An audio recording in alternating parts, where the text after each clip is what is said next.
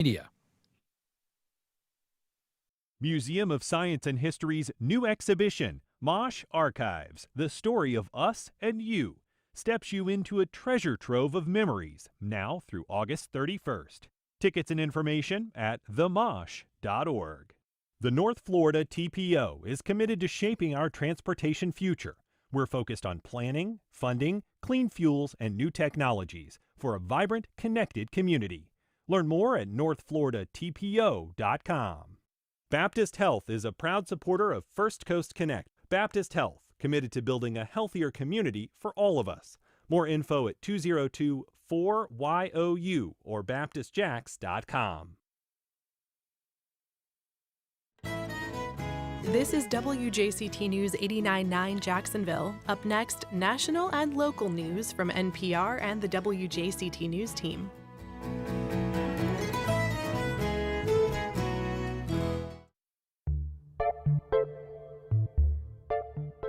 Good morning, I'm Ann Schindler. On today's First Coast Connect, Jacksonville Sheriff TK Waters joins us to discuss a viral video showing an officer breaking a motorist's window and hitting him in the face. We asked the sheriff why he chose to release police body cam of the incident last night and about the national blowback to the video's release. We also take your calls and questions. A little bit later, we'll ask two veteran JSO officers for their take on the video and the agency's response. And a trafficking recovery nonprofit celebrates a milestone. What's on tap for Rethreaded's 14th birthday celebration? You're welcome to join our conversation live on air at 904-549-2937. You can email First Coast Connect at WJCT.org or tag us on Facebook, Instagram, or X at FCC On Air. It's all ahead this hour after the day's news. Live from NPR News in Washington, I'm Corva Coleman. The Pentagon has ordered the withdrawal of U.S. Marines who were deployed to Los Angeles. President Trump sent them in early June in order to protect immigration officers during protests. Some of these were violent. Steve Futterman has more from Los Angeles. In a statement, Pentagon Chief Spokesman Sean Parnell says the move comes with, as he put it, stability returning to L.A. He praised the Marines for restoring order and upholding the rule of law. From the start, the deployment of the 700 Marines was met with sharp criticism from state and local officials who said they were not necessary and only escalated tensions. L.A. Mayor Karen Bass now says she wants the Marines, along with remaining National Guard troops, removed. We need all of the troops to return home. Initially, 4,000 National Guard troops were sent here. Around 2,000 remain. It's estimated it cost $134 million to deploy the Marines and National Guard to L.A. For NPR News, I'm Steve Futterman in Los Angeles. Israeli troops started moving into central Gaza yesterday. NPR's Emily Fang reports it's the first time the Israeli military has entered this part of the enclave since this war started. Previously, Israeli ground troops were not really active in this area called Deir al-Balach because they were concerned about endangering hostages kidnapped by Hamas in its attack on Israel on October 7th, 2023. But now Israel and Hamas have been negotiating this ceasefire. There's international pressure building from not only U.S. President Trump, but ministers from more than 25 countries that issued a statement yesterday to end the war. NPR's Emily Fang reporting. Tens of thousands of Palestinians are being told to move out. The United Nations says with this latest Israeli offensive, nearly 88% of Gaza is off limits to civilians. More than 2 million Palestinians are squeezed into just 12% of Gaza. Russia and Ukraine are expected to hold another round of peace talks in Turkey as soon as tomorrow. The talks would come as the Trump administration presses for a ceasefire deal. Russia has yet to confirm the date of the talks. NPR's Charles Maines has more from Moscow. Ukrainian President Volodymyr Zelensky announced the new date for peace talks, saying Kyiv's priorities remain the return of prisoners and Ukrainian children abducted by Russia, as well as a possible meeting between Zelensky and Kremlin leader Vladimir Putin aimed at ending the war. The return to negotiations comes as President Trump has threatened additional economic penalties on Russia if Moscow doesn't agree to a ceasefire by early September. Yet the Kremlin insists Russia wants peace only once its objectives in Ukraine are reached, and Putin's spokesman, Dmitry Peskov, says Russia and Ukraine remain diametrically opposed in their proposals to negotiate an end to the war. Charles Maines, NPR News, Moscow. You're listening to NPR News. This is WJCT News 89.9 in Jacksonville. Good morning. I'm Stephen Ponson. It is now 9:04. Habit Jacks has a new name as it embarks on its new mission to serve low to moderate income residents in Duval and now Nassau and Baker counties. The consolidated agency is now known as First Coast Habitat for Humanity after its expansion into those counties. Along with the new name, the agency that tackles the region's affordable housing crisis sees a shift in leadership as Chris Folds now serves as interim CEO after Monty Walker retired at the end of June. Folds is the agency's former chief community partnerships officer and a Jacksonville native with over a decade of experience in the nonprofit sector. A heat advisory is in effect across northeast Florida and southeast Georgia from 11 this morning until 6 this evening. Meteorologist Megan Borowski with the Florida Public Radio Emergency Network says you'll want to stay hydrated and out of the sun if you can this afternoon. So we've had a ridge of high pressure centered over the southeast, and this feature of the atmosphere has helped to keep temperatures elevated. Also, a muggy air mass is still lingering nearby, which is not really helping matters. High temperatures today will likely reach the upper 90s, except for towns immediately along the coast, and heat index values could range between 100 and 110 degrees. Borowski says this afternoon we'll have the chance for showers and thunderstorms to help cool us down, and we've got some right now for southern St. Johns County as well as eastern and southern Putnam County. Temperatures in the lower 80s. You're listening to WJCT News 89.9.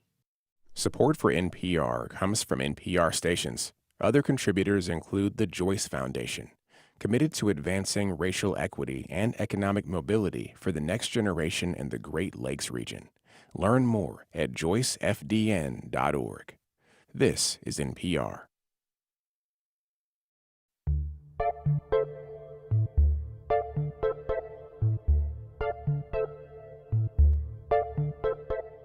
Support for First Coast Connect is provided in part by Baptist Health and North Florida TPO.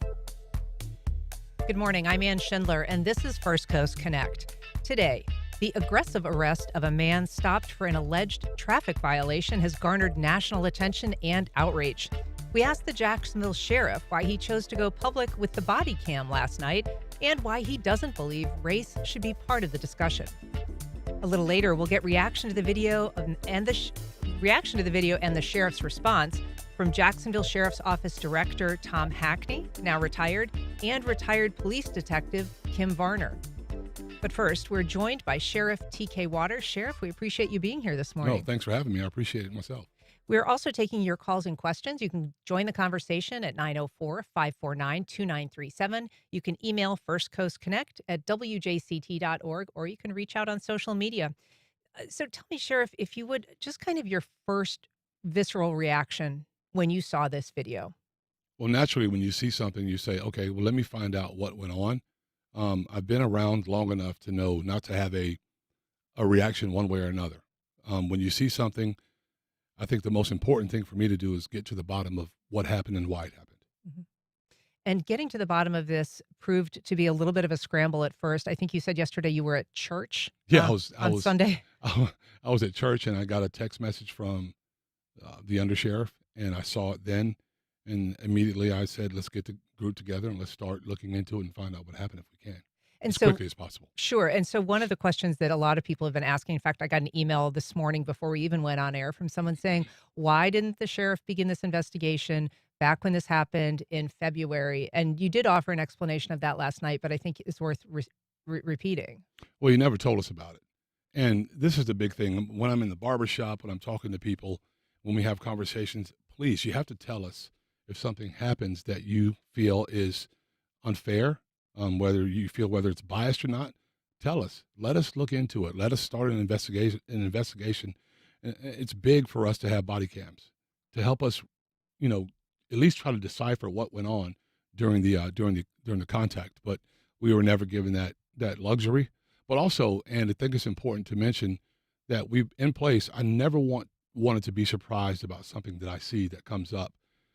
So throughout the process, I sat down with our staff and I said, let's put a policy in place to make sure that the first line supervision looks at body cam videos of individuals when and response to resistance report is written. And they did that.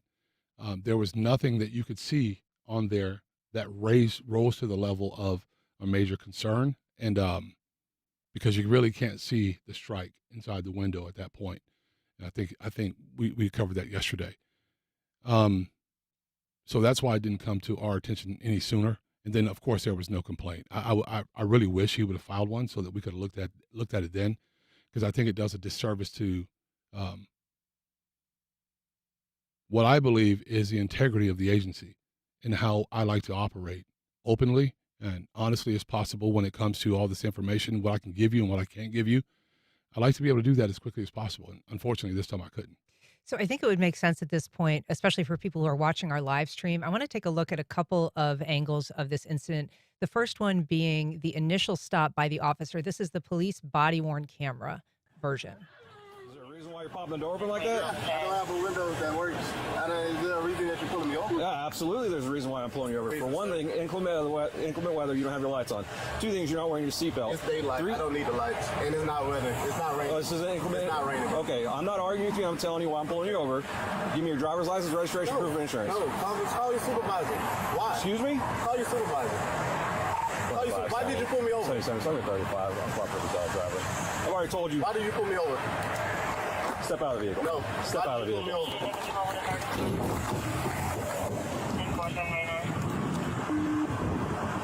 Okay, so for folks who are watching, or who are not able to watch, that was the police body-worn camera of the initial traffic stop, and it shows William McNeil, who is the driver, basically refusing to comply with an officer's request and pulling his door shut and locking it. So there was a kind of an exchange that went on for some period back and forth. But the next video we're going to watch is of the inside of the vehicle. This was taken by the motorist himself on a dash cam or cell phone camera propped up. And we're going to take a look at what happened when the officer eventually responded and broke the window. When he pulled me over, he walked up, opened my door because my window don't work, right? Okay. And then I said, so what I did wrong? Yeah. He said, well, for one, your headlights are off under this weather. I'm like, okay. There's multiple people headlights off, first of all. And then there's no rain. It doesn't matter. You're still required to have headlights on. Can you pull that law up? Huh? Can you pull that law up? Yeah, when you step out of the car, I will. Can you call your supervisor? Huh? Can you call your supervisor? All right, go for it. Exit the vehicle now. Exit the vehicle. Show me your hands. Here.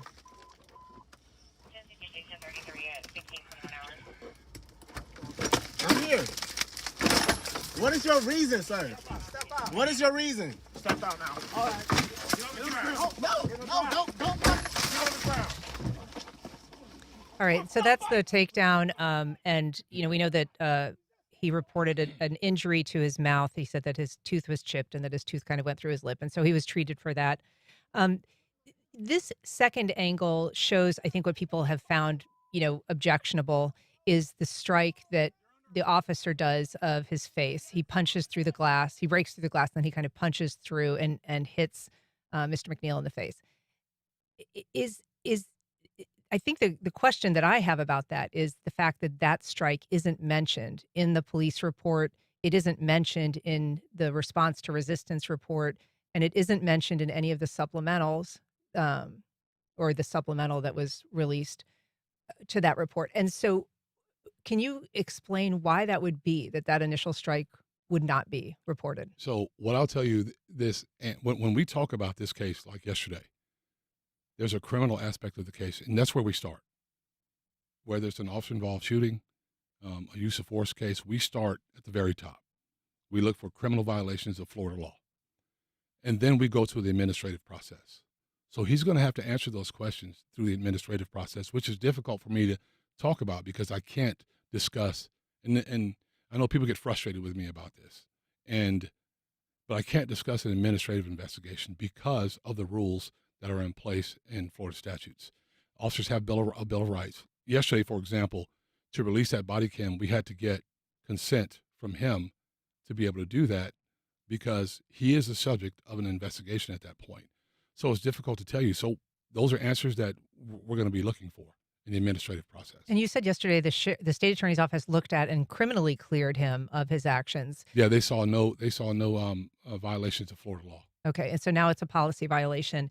I guess my question to you is let's speak hypothetically. If you strike a suspect or you strike someone in an incident as an officer and you don't put it in a report, is that a violation of policy? Could very well be, yeah. Uh-huh. And what would be the penalties for omitting a fact like that? It could range from a written reprimand, maybe a suspension. It just depends. But it's hard for me to say what it is until the investigative process, excuse me, internal affairs gets finished with their investigation and they come to me with a conclusion. And I have the right to not like their conclusion. I don't have to necessarily accept it. But I think the best way for us to do this is to let the investigative part play out. And listen, I think I've shown many times over, and anyone that's completely honest will see that we don't have a problem arresting a police officer that violates the law. None whatsoever. And in this case, to satisfy some of the masses on social media, the easy thing would have been saying, yeah, we're just going to arrest him. That's not how we operate. I sat down with my team yesterday. I said, we're not here to clear him. We're not here to clear him. We're not here to convict him. We're here to get the facts, run through the facts, let our state attorney and her employees take a look at it and make a determination from that point. Do you believe that the reason that the initial strike that we see on the dash cam video was not in the reports was because it isn't visible on the police body cam version? I don't think so, but I'm not sure. I think we're going to get that answer. In an administrative investigation, an officer cannot lie. So I think that part of that process will come out and we'll find out. All right. We are talking to Sheriff TK Waters about a viral video of an aggressive arrest by JSO officers, and you can join our conversation at 904-549-2937. You can also email firstcoastconnect@wjct.org, or you can reach out on social media. I'm going to take a call from Representative Angie Nixon. Good morning, Representative Nixon. Thanks for joining the program. Hey, Ann. Good morning. Good morning, Sheriff. Good morning. So I wanted to reach out because I've sent emails and sent texts requesting a meeting, but this may be the only time that I'm able to talk to you. Wanted to know, are you concerned with the perception that your department, your office, as well as the state attorney's office is biased, seeing as your wife serves as one of the chief investigators in the state attorney's office? And then I am interested in you letting us know whether or not the officer's body cam footage was turned off during the time of the arrest. And then finally, at what point do officers with multiple complaints, like this officer has had in the past, like at what point are they reprimanded or released from, the force or whatever? Because there's a lot of folks in the community are really upset because this officer has had multiple complaints against him for excessive force, and we see it finally because this young man actually captured the footage. But there may not be any footage, and he may have done something similar. And so that is our concern, and I would love for you to address that issue. So the first question is concerning my wife. Don't really know what she has to do with this, but my wife is a director of investigators at the state attorney's office. She has no involvement in decision making. She handles the investigators. So there's that answer. I hope that's clear enough, but she's a professional. She has nothing to do with decisions made by attorneys and the state attorney who's elected by the members of the Fourth Judicial Circuit. And there's my answer is concerning her. It's kind of weird that she comes into this conversation. Second question was, and can you help me remember? Well, just about the community perception of bias, and she also talked about previous, complaints on this officer. I should say, she said that there had been some complaints about excessive force, and I am looking at his investigative history. I see that there were some sustained complaints for unbecoming conduct and failure to conform to work standards. I don't know if those initially began as a use of force or um, complaint from a citizen. I mean, not typically. It could be. I haven't looked at the specific details of his concise, but I'll answer like this. Perception is, I realize, it's 100% reality to a lot of people. But there's a perception also out there that we're not biased against anyone, and we're not. I can tell you, I've worked here for many, many years, probably as long as Representative Nixon has been alive, and we've had a lot of trying times in this agency, and we've worked extremely hard to be as open and as honest with people. And had I known about this previously, if he had filed a complaint, I would have showed it to you earlier. I mean, why not? Why not get it out? Anyone that is interested in knowing that we are operating and we are making every attempt to operate above board so everyone gets a chance to see would know that that's how I operate. I answer to a higher authority, and it's not just the people of Jacksonville. I believe solely that my responsibility, and I'm allowed to be here and to run this operation the way that it's supposed to be run. And thirdly, what was the other question? There's a lot. There's three of them, I think. The officer conduct. I think that's all that I have. Yeah, yeah. So the officer conduct, there's always. I mean, we should say, to her point, I mean, there was concerns about the video being shut off during the stop. And then there was the concern about this officer's prior involvement. We do know, other than these, complaints that I'm citing, that he was involved in the Florida, Georgia video that went viral of an officer punching someone in the stands. Right. The officers, so that Florida, Georgia video, he was there at the one where there was a larger white male that was involved in something, and where we had the officer that got into a fight with him. He was there. He used a taser at that point. Some of the other things, there are things that we have called progressive discipline.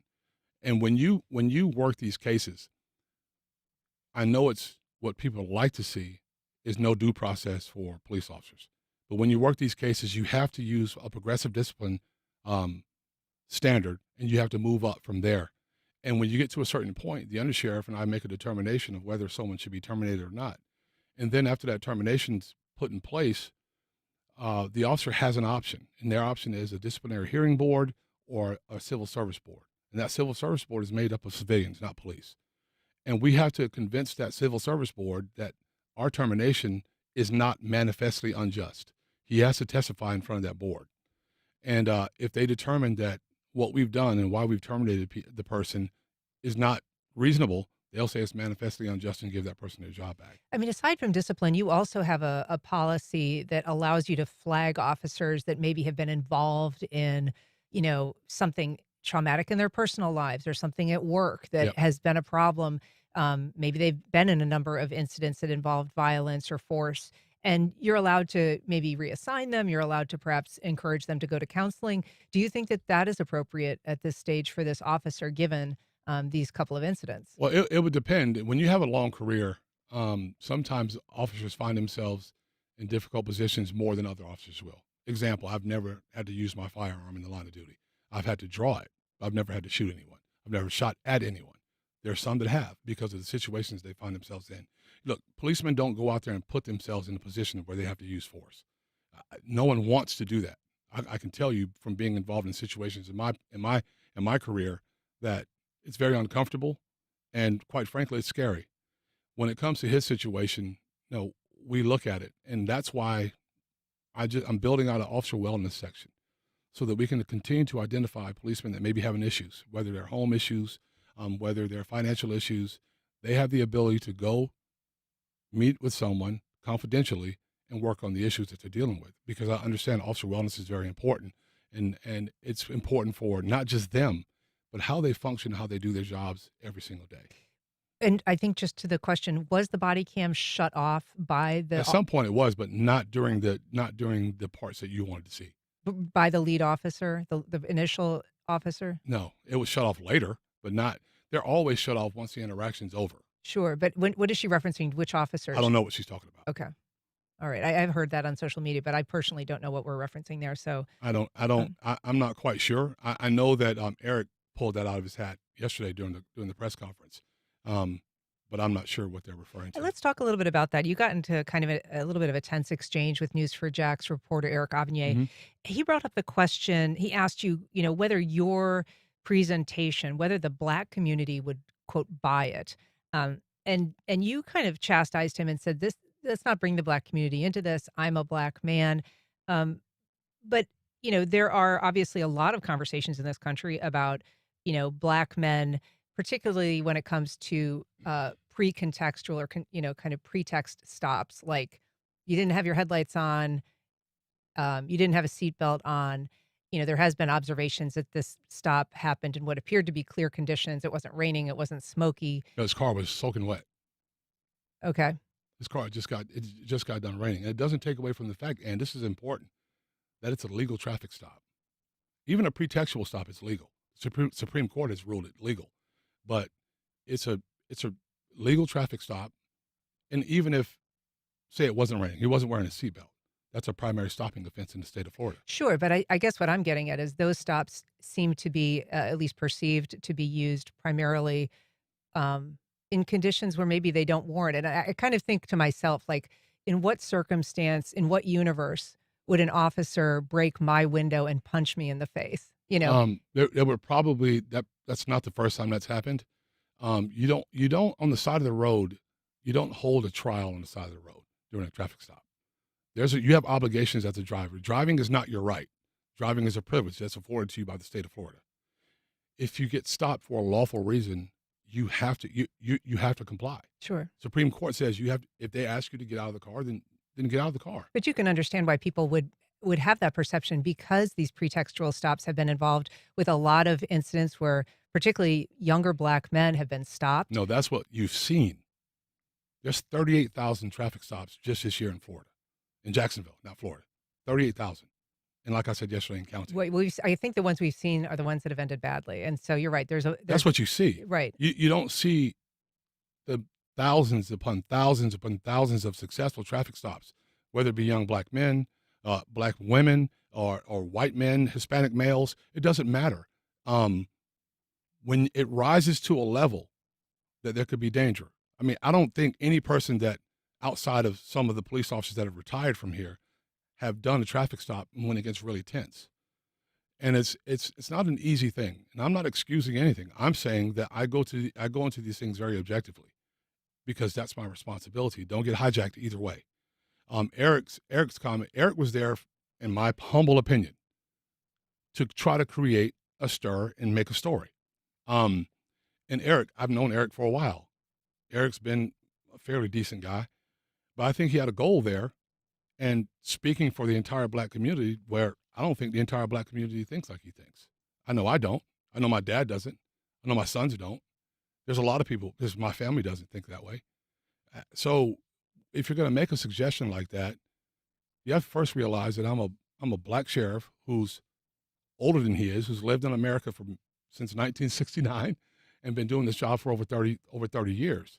And what you see and what's magnified in the social media universe is what people want you to see. And there's a lot more to every story. There's a lot more to everything that goes on when we do these things. And if you just let it lie, and what's important for me is, I mean, you said that. Go ahead. No, Finish your thought. You go ahead. I was just going to say, you did say to him that you thought his comment was incendiary, and I think that probably Eric would say, I'm, reflecting a question that people are asking. Well, is he speaking for the entire Black community, or 5 people that may ask him, or maybe 2 people that ask him that question? Well, this has been a national story, right? I mean, CNN is requesting the video. It's not like it's just happening in a small universe. So do you want me to? I can tell you what I think about.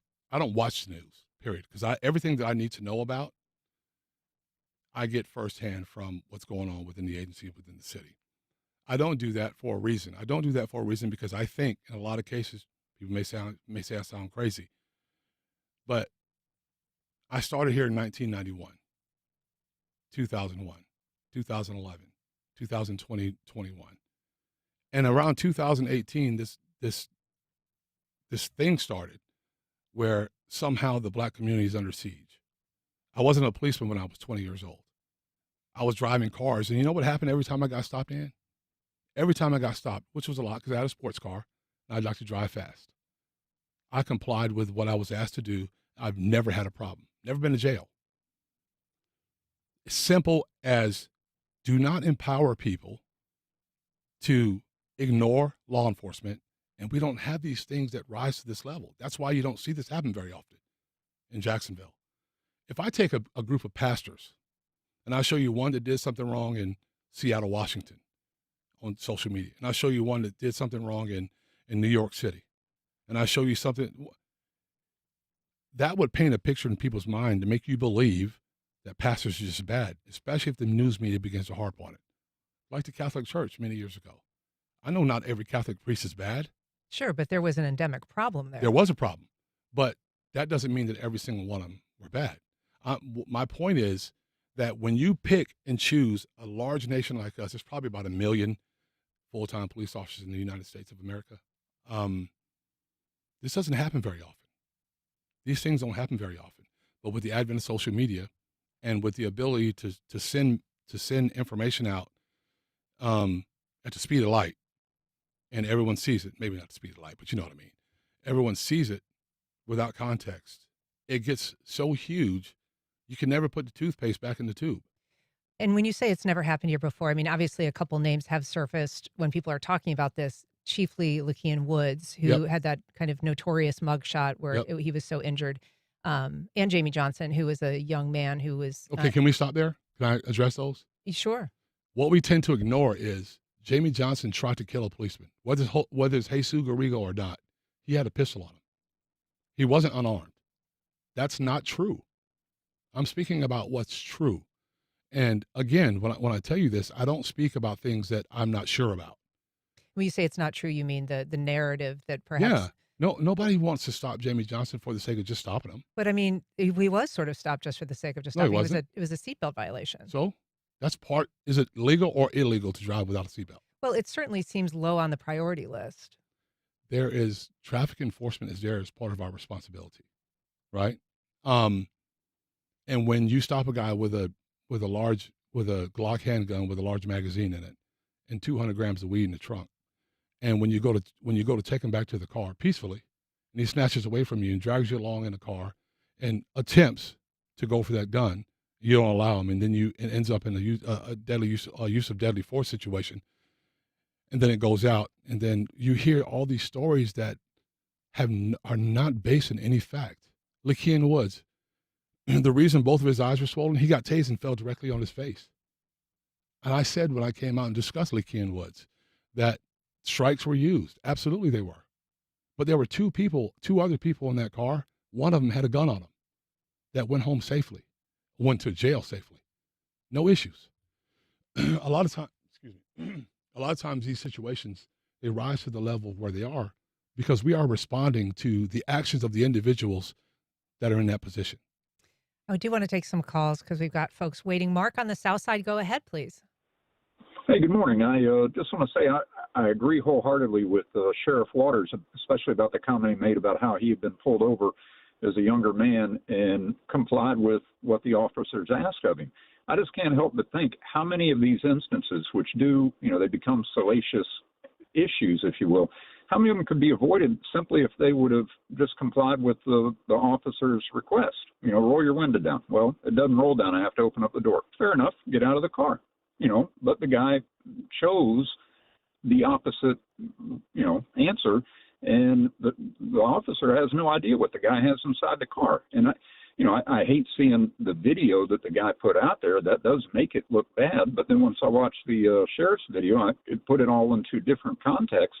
And had the guy just complied, worst thing that would have happened, he probably would have gotten a ticket for a suspended license. Thanks, Mark. Appreciate your thoughts. And I think you did present that because it offered, context. We hadn't seen the full context, and I know that you think that that's an important element to, kind of explaining what happened here. And don't you think context is important? Absolutely, yeah, absolutely. I mean, I think it helps explain more fully, what happened in the incident and why. I do have another question though, and my colleague Jake Stofan got at this a little bit yesterday from Action News, asked a question because we talked about, the fact that the reports didn't mention the initial strike through the window that the Right. officer made Right. on Mr. McNeil's face. But the reports all do say that he was that the motorist was reaching for this knife, and Mhm. we can show a picture of the knife. It is a pretty large knife, and it was on the driver's side floorboard. It is not, anything to sneeze at. It's a serrated blade, and it looks a little intimidating. But it doesn't appear from any viewing that I've seen that this gentleman was doing anything, but just sort of sitting in his seat. He showed his hands when he was asked to show his hands. Then he kind of folded his hands under his armpits and sat back right before the window was broken and the face strike. And so when the reports say that he reached for the knife, that seems to be at best an exaggeration, if not sort of just a fiction. Or maybe you just couldn't see it. I couldn't see it either. He showed his hands after the initial strike. That's when his hands came up. Okay. I'll give you that 100%. And I asked Jake there, I said, Jake, did anyone see his hands before the strike? Did anyone see what happened when he was trying to roll outside the vehicle? Did anyone see any of that? And we didn't see that. That's why there's an investigative process that takes place. That's why there's an administrative investigation process that takes place. I don't have the luxury to assume anything. And I don't think anyone, whether it be you or Angie Nixon, I don't think anyone wants an assumption made about what they've done, whether it's criminal or not. I think it's important for us to not assume, not get overly emotionally hijacked, but allow the facts to speak for themselves. And I told Jake, I didn't see that either, but I didn't see what they saw because I wasn't there. And sometimes the body cams where they sit, which is the best place, we've tried a bunch of different places, but sometimes it doesn't capture everything. Mhm. And the fact is, there's a large knife. It looks like a Rambo knife that's down right at his feet. I don't know that he reached for it. I couldn't see that. I'm not saying that he did. I'm not saying that he didn't. That's what the officers are reporting. That's why there's an administrative process. Got a call from Ethan in Orange Park. Good morning, Ethan. Go ahead. Hey, good morning. Yeah, I mean, you said something that was really troubling to me, which was you don't watch the news. And I think a large part of this is it's so popular and there's so much skepticism about it because it's not an isolated event. You look around and there's, not just black men or women, but just people that are being abused by police officers they may or may not be doing the right thing. In certain cases, they're certainly not. And then there's an administrative process and nothing happens. Absolutely nothing happens. And it's happened time and time again where people have died. People have died just because police officers go on this power trip and there's nothing holding them accountable. Ethan, thanks for your comments. Well, Ethan, thanks for the question or the comment. No, it's really counterproductive to listen to, especially the way things have gone these days.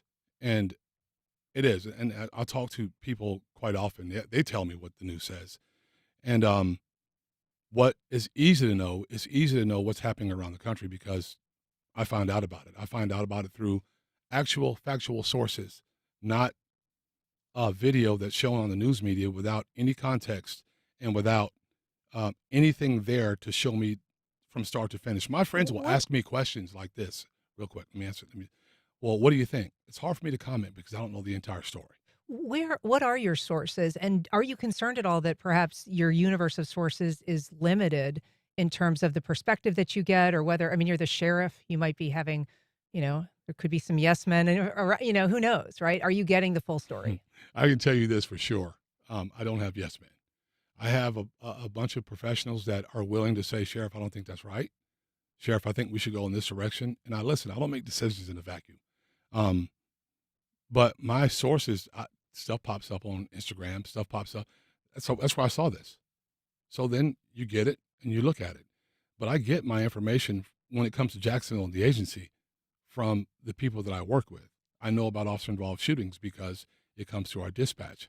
So I get the information that I need. But if you're getting all of your information from law enforcement, that's just one side, right? When we're talking about... Well, I'm not looking for sides. I'm looking for accuracy. Well, we're talking about perspective, right? And your ability to kind of, adjudicate whether the information that's coming in is accurate or whether the way things are perceived by the public are legitimate or not. And if all of your sources are kind of confined to that one universe, you might not have that broader perspective. I have a very good perspective. I read books. I read articles at times. But I don't pollute my mind with a bunch of things that want me to think a certain way. It's a fact, and anyone that is honest with themselves, they know which way the news has gone. It's gone in a way different direction. But I do get to get information. I get good information. I read articles. I read from like Roland Martin, for example. I read his report. I read these things, but when it comes to sensationalization of what we do and the narratives that are out there, I reject them because they're not true. If we were doing a job solely to hurt people that of a community of a member that I'm a member of, I'm a member of that community. If it's a fact and if it's right, why have I not suffered the consequences of some of the things that we've seen across the country?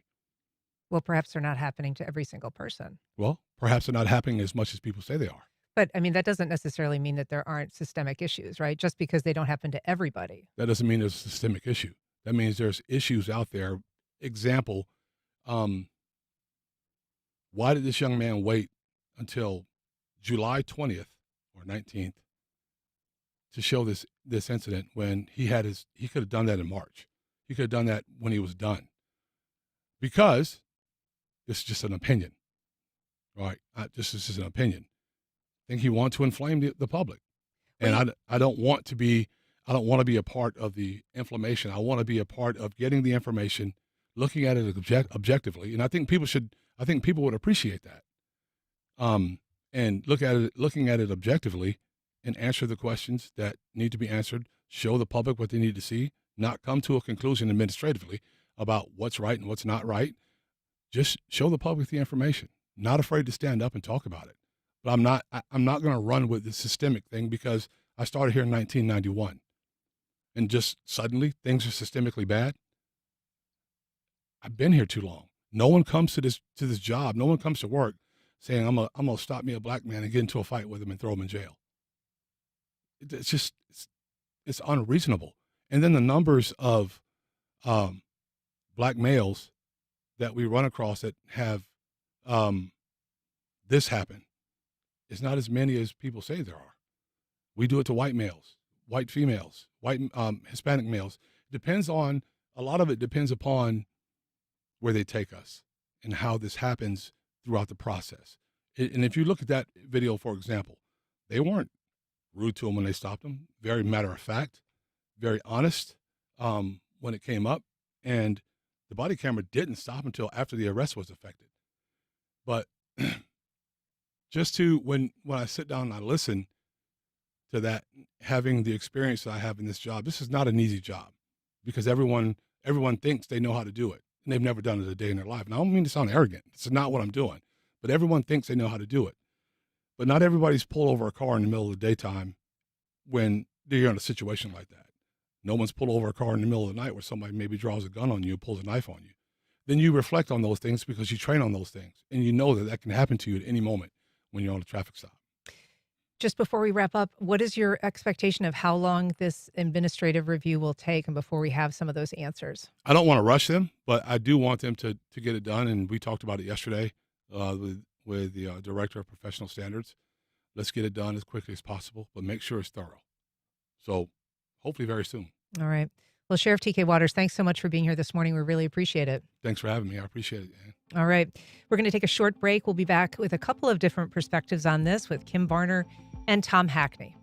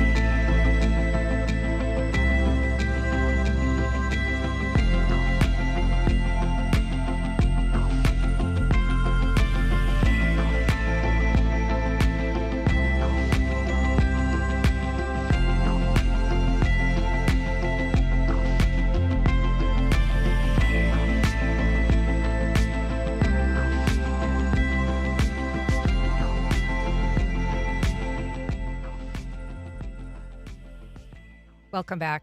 I'm joined now by two veteran officers from the Jacksonville Sheriff's Office. Tom Hackney, who spent 29 years with the agency over investigations, Homeland Security, retired as a director. Tom Hackney, thanks for being here. Absolutely. Thanks for having me. We're also joined by Kim Varner, retired police detective, spent 26 years with the agency working narcotics, now works on violence de-escalation efforts. Welcome, Kim. Thank you. Thanks for having me, Ann. So I appreciate both of you being here. I'd just like to get your takeaways. Start with you, Tom. You heard the sheriff's response there. You saw his presser last night. Has the video that he released, has his response in any way changed your initial reaction to the dash cam video that we saw? Honestly, no. What I like to see is that other side. We talked about perspectives, and we've talked about it. When that video was released Sunday, I immediately said to myself, I want to see the other side. This is a portion of an incident that happened. What about the other parts? And I reserve that judgment until you see the whole thing, just because there's always that other side of that story. And is there some explaining to do? Sure. And will that investigation that the sheriff spoke about kind of dig through that and find that out? Absolutely. But there's more than just that one side of it. And, the person in that video, he takes responsibility for his actions in that. As the officers in that video part that the sheriff released yesterday, they have responsibilities for theirs too. And that's how the whole thing kind of comes together. Kim, I'll ask you the same question. I mean, when you first saw the video that was released over the weekend, the dash cam version of William McNeil and, the window getting broken in the strike, did you kind of have any initial feeling about that video? Well, with all videos that pop up on social media, I know there's two sides to each story most of the time. In this particular case, once I saw the body-worn camera video, it showed that the officer was trying to get him to exit the vehicle. Of course, in his vehicle, in the guy driving the car, in his video, none of that's in there. So just like Tom just said, there's two sides to every story. A lot of times these videos will try to mislead you to just believe one way. And I was waiting to see what the other part was, and after seeing that, it does change the way I feel about that video. It doesn't change the fact that the officer shouldn't have punched him. I don't think that officer shouldn't have punched him when they first broke the window. I don't think there was no need to punch the guy. But I do feel like the officer did the best that he could at trying to get the guy to comply. Compliance is always the best thing. I used to teach traffic stops in the black community, what to do if you get stopped by the police. And the first thing I would tell people, always comply. If he would have complied, we wouldn't be sitting here talking about this today, I don't think. And so getting compliance in this case, he had refused to step out of the vehicle. It sounds like you both believe, at least kind of breaking the window, getting him out of the vehicle was part of the officer's responsibility. I'm curious what your take is, Tom, about that initial punch. And we should say, once again, that initial punch is not mentioned in any of the reports that have been filed. Right. So the punch part of that video, I was concerned with. But I also reserve judgment for that as well from that initial video that was put out on Sunday. I was like, gosh, I hope there's more to that. But I did quantify that by saying, if there was some action reaching for something that's not on camera, that you can't see, that the officer outside that window sees, I'm perfectly fine with punching somebody in the face if there is an attempt to interfere with them from grabbing a gun or grabbing a knife, or that's an initial reaction is like, oh, wait a minute, there might be something there, let me do that. So, without that punch to the face, it's kind of outside what the training is and what the established standards are for that. And again, he's going to have to answer for that and be able to justify that to the sheriff and the rest of the administration. Can I say something about that also? In the report, it says that there was a large knife found on the floorboard in front of where the driver was sitting. And in the picture, you can see a large knife there. However, I read in one of the reports that he reached down like he was reaching towards that knife. I never saw that in the video. I never saw him reach down. I saw him put his hands up in the air. Once they broke his window and opened his door, he was full compliance at that point. I never saw any point in the video where he looked like he reached down for that knife. I don't like the Monday morning quarterback another officer situation if I'm not there to actually witness it myself. But I think that I mean, right is always right, and I never saw the guy reach down towards the knife in the body cam video or in his video. We're talking to Tom Hackney and Kim Varner, both retired veteran officers of the Jacksonville Sheriff's Office. We're going to take a short break. We'll be back on the other side of 2 minutes. We'll be right back.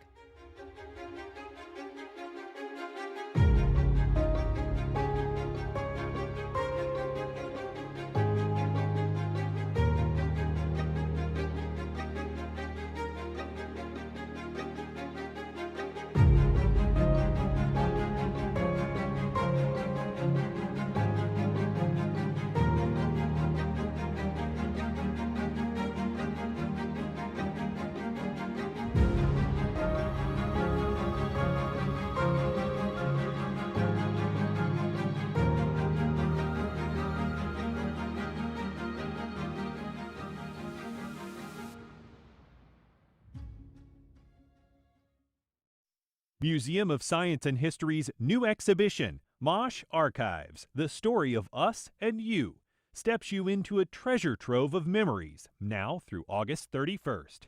Tickets and information at themosh.org.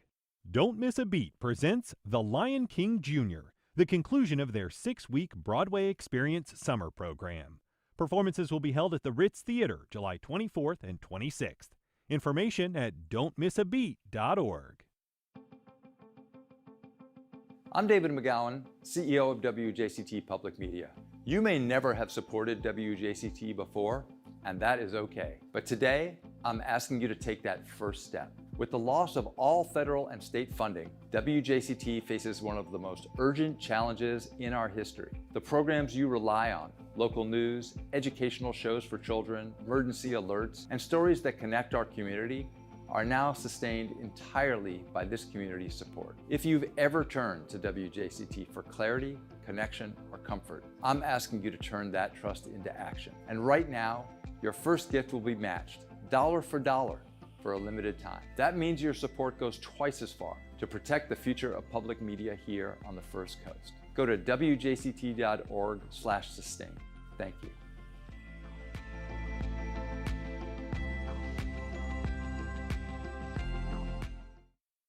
Countries need energy to function, but as countries around the world put a renewed focus on energy supplies and security, it's affecting their geopolitics.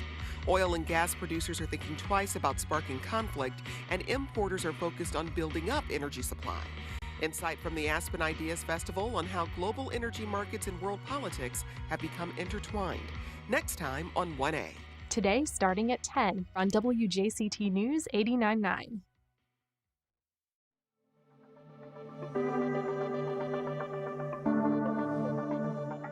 Welcome back. We are continuing our conversation this morning about the video and reaction to the video that was released over the weekend of William I'm blanking on his name right now. McNeil, sorry. William McNeil. We are talking to Tom Hackney and Kim Varner. They're both retired from the Jacksonville Sheriff's Office, getting their response. So during the break, we talked a little bit about, the question of the initiating stop, because you guys seem in lockstep that this gentleman, could have avoided this incident if he had complied with the officer's request. But there are questions. Was this stop necessary in the first place? He's being asked to stop because allegedly he wasn't wearing his seatbelt, although the video does show him wearing his seatbelt, the dash cam version, that he didn't have his headlights on. And, it appears to be a fairly normal day out for Florida. Wasn't, the sheriff said his car was wet, but you couldn't see anything at the moment. And in fact, as one of my coworkers pointed out, the car that responds and kind of parks him in didn't have his lights on, that pulls up the sheriff's office vehicle. Was it an appropriate stop? I think that I think it was an appropriate stop. A lot of times, and I was trying to look in the videos to see if, because I saw that same thing that some people were saying that the officers who pulled up didn't have their lights on. One thing, when a police car is running X, which means it has a siren and lights going, the headlights flash. So I don't know if they saw it when it was just flashing, or if they were really off, or whatever the case might be. Most newer cars have lights that stay on all the time. Mm-hmm. So most of the sheriff's office cars are in that fit in that mode. All of us have lights that stay on all the time when you cut the car on. So I believe their lights were on. And to the stop appropriateness of not having your lights on. I mean, I guess I kind of tried to ask the sheriff this too. It's hard for me to imagine in what world, someone driving, if I was driving a silver minivan, that I would, even if I was demanding a supervisor and refusing to open my door, that my window would get shattered and I'd get punched in the face during a traffic stop. It just seems like that is a wildly unlikely scenario, Tom. How do we get from, what that, unlikelihood to kind of what happened? You have to look at each little section of that traffic stop as an escalation of everything. So if that traffic stop had been conducted for the headlights being out, and that was the pretextual reason for that stop, you get up there to the door. Hey, sir, your traffic or your headlights weren't on. This is why I stopped you. Here's my driver's license. Here's my registration. Hey, everything looks in order. Have a good day. You get to the point of roll that window down. No. Open that door. No. I don't have my driver's license. No. So every one of those things escalates to that point. Does the opportunity for you or myself to have that happen exist? I mean, yes, it does. Is it likely? Maybe less. But again, every one of the drivers that are out there have some responsibility to comply with the lawful order of a police officer at the scene of a traffic stop. That's well-established Supreme Court case law that says that. But there are, and we talked about this in the break as well, there's so many avenues for redress that folks have for a traffic ticket. The side of the road is not the place to arbitrate that. And I need a supervisor. Well, supervisors are available, but right there in the midst of that, screaming outside windows and threatening windows being broken, that's not going to happen right then. The duty is to follow the directions of the officer, and if there's issues with the pretextual stop that I shouldn't, that doesn't even apply, it wasn't raining, well, then fight that aspect of it. That I did have my seatbelt on, my video shows it, fight that aspect of it, and go from there. But again, the side of the road is not the place to do that. You don't think it was appropriate to ask for a supervisor, or that would be permitted? I don't think it's not that it's inappropriate to ask for a supervisor, but in the course of all that, you've got business to attend to, and following the orders, the lawful orders of that law enforcement officer at that scene, that's your first duty. And to try to sidetrack that and to let me speak to your supervisor, well, there's a time for that, and it's after you comply with what the orders are, and that didn't happen. Got a call from Mrs. Green in St. John's. Go ahead. Yes, I really have a comment for the sheriff. Good morning. And my comment is pretty straightforward. Leadership begins with listening, and listening begins with acknowledging that something may be wrong. You can't fix a problem that you choose to ignore. Thank you. Thank you. Appreciate it. We also have a call from Michelle in Jacksonville. Good morning, Michelle. Go ahead.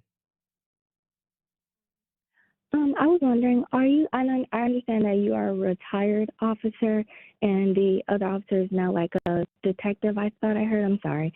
But are y'all trained to be violent towards someone who is not seen as a threat to you? I do understand that afterwards there was a knife found, but as we saw in both videos, it seemed as though he was very calm. There is a way that you can remove somebody from a vehicle without promoting so much violence, without the punching and everything. Michelle, thank you. I'm going to have to thank you, Michelle. Kim, I'm just going to ask you to briefly answer that because we've just got about a half a minute left. No, we don't train to be violent towards anybody, but it is important that you understand that traffic stops are the leading causes of police officers being killed. We don't know who we're stopping. We don't know if that person in that vehicle has just killed someone, just robbed a bank, or could have done anything. So traffic stops are the leading causes of police officers being killed. And he did show suspicious behavior. So, all right.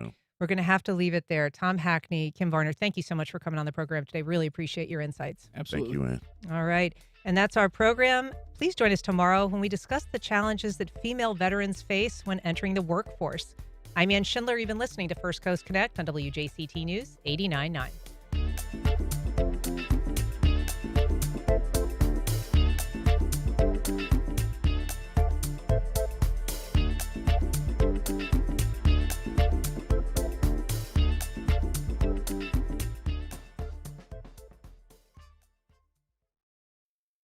Support for First Coast Connect is provided by Baptist Health and the North Florida TPO. Museum of Science and History's new exhibition, Mosh Archives, the story of us and you, steps you into a treasure trove of memories, now through August 31st. Tickets and information at themosh.org. Baptist Health is a proud supporter of First Coast Connect. Baptist Health, committed to building a healthier community for all of us. More info at 202-4YOU or baptistjacks.com.